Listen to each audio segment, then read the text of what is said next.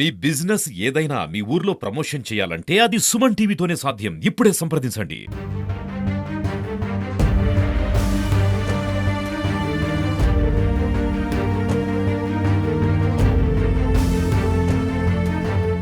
విజయనగరం జిల్లా బొబ్బిలి నియోజకవర్గం తెర్లా మండలం నెమలం గ్రామంలో అందరితో కలివిడిగా తిరుగుతూ ప్రతి ఒక్కరికి కూడా ఫ్యూచర్ ఏ విధంగా ఉండాలో తెలియజేసి ఒక చురుకైన అబ్బాయి.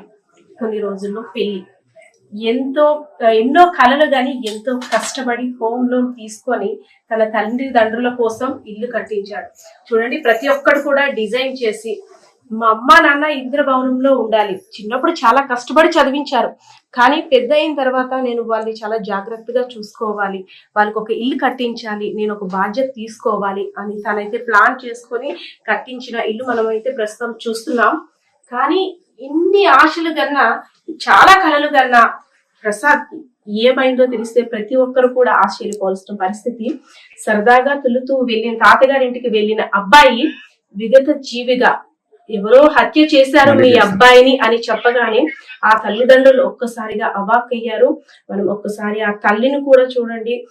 వస్తాడేమో నా కొడుకు గురించి ఎవరైనా చెప్తారేమో అని కూడా ఆ తల్లి ఎదురు చూస్తున్న పరిస్థితి.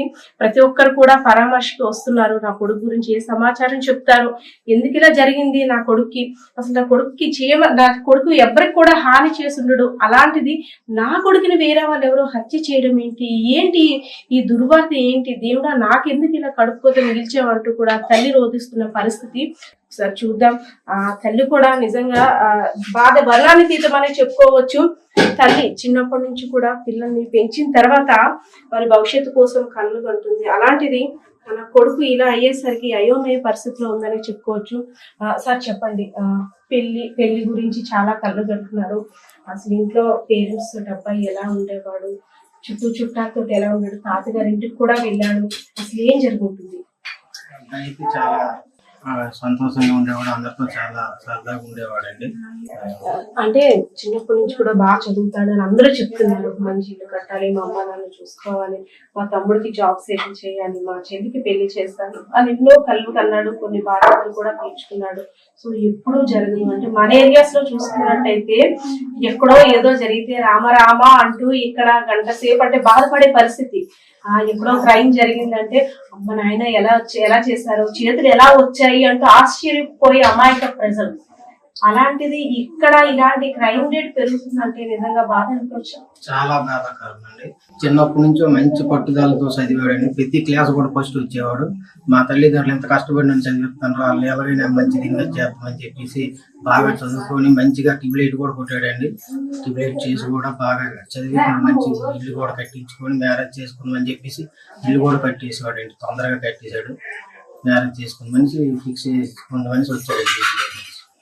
సో మనం చూడొచ్చు, ప్రతి ఒక్కరు కూడా గ్రామస్తులంతా కూడా తల్లిని పరామర్శించడానికి, అమ్మ మీ అబ్బాయికి ఇలా అయిందా, ఏంటి ఇలా జరిగింది, ఏదో హెల్త్ బాగాలేదు అని కొడుకు ఏదో అయ్యింది, కాలు ఇరిగిందో చెయ్యి ఇరిగిందో అంటే వచ్చి పరామర్శించే పరిస్థితి ఉంటే బాగుండేది. కానీ ఇలాగా ఒక డెడ్ బాడీ కింద కనిపించాడు, శవమై తేలాడు, ఇంత క్రూరంగా చంపేంత నేరం నా కొడుకు ఏం చేశాడు అనే తల్లి వైపు కూడా అందరూ చూస్తున్నారు. ఆ తల్లి కూడా అందరినీ దయనీయంగా చూస్తుంది. నా కొడుకు ఎందుకు ఇలా అయింది, మేమేం పాపం చేశామంటూ కూడా ప్రతి ఒక్కరు కూడా జాలిగా చూస్తున్న పరిస్థితి. సో ఏదైతేనే విజయనగరం జిల్లా అనేసరికి ఒక ప్రశాంతమైన వాతావరణం, ఏమి గడుసుతనం తెలియని అమాయక ప్రజలు.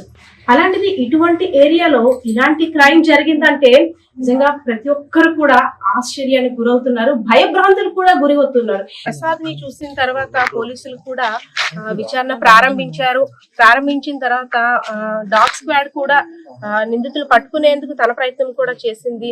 సో మరింత విచారణ కూడా దర్యాప్తును వేగవంతం చేస్తామని పోలీసులు కూడా తెలపడం జరిగింది. సో ఏదైతేనేమి ఒక మారుమూల ప్రశాంతమైన వాతావరణంలో ఇది ఒక్కసారిగా ఉలిక్కి పడ్డారని చెప్పుకోవచ్చు. ఎక్కడో వింటుంటాం, అలాంటిది ఇక్కడ ఈ సంఘటన జరిగింది, అది కూడా మా ఇంట్లో మా అబ్బాయికి ఇలా జరగడం ఏంటని కూడా తల్లిదండ్రులు నివ్వెరపోతున్న పరిస్థితి. దేవుడు మాపై కన్నెర చేశాడా, మా అబ్బాయికి ఏ అన్యాయం చేశాడు, ఎవరికైనా సరే మా అబ్బాయి నలుగురితో మంచిగా ఉండే అబ్బాయే కదా, మా అబ్బాయికి ఎవరు ఇలా చేస్తుంటారు, పోలీసులు అయితే మాత్రం తొందరగా విచారణ చేపట్టి ఎవరైతే నిందితులు ఉన్నారో వారి కఠిన శిక్ష పడేటట్టు చేయాలని అయితే ప్రార్థిస్తున్న పరిస్థితి.